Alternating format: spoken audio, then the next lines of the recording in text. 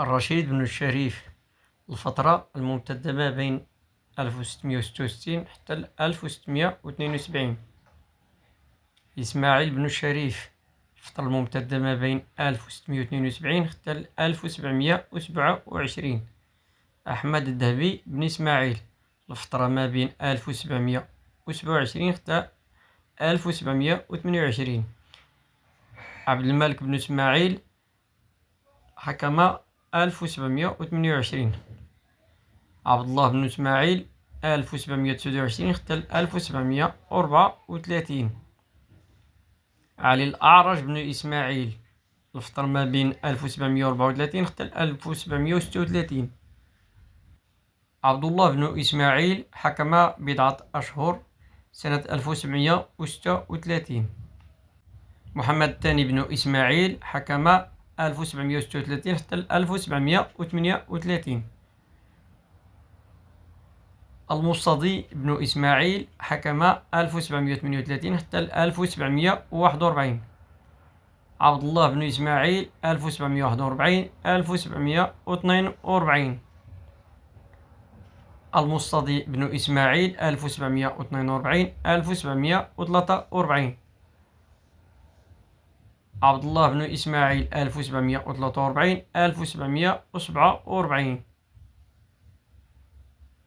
المصطدي بن إسماعيل 1747 1748. عبد الله بن إسماعيل 1748 1758. محمد الثالث بن عبد الله 1757 1790. ليزيد بن محمد 1790 1792. سليمان بن محمد 1792 1822.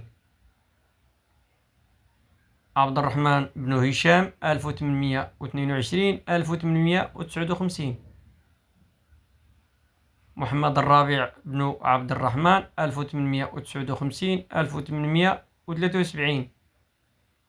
الحسن الأول بن محمد 1873 1894. عبد العزيز بن الحسن 1894 1908.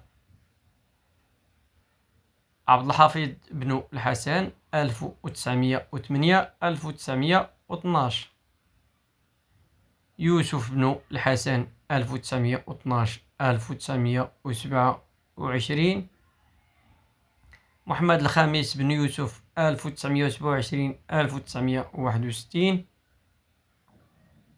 الحسن الثاني بن محمد 1961 1999. محمد السادس بن الحسن 1999 إلى يومنا هذا.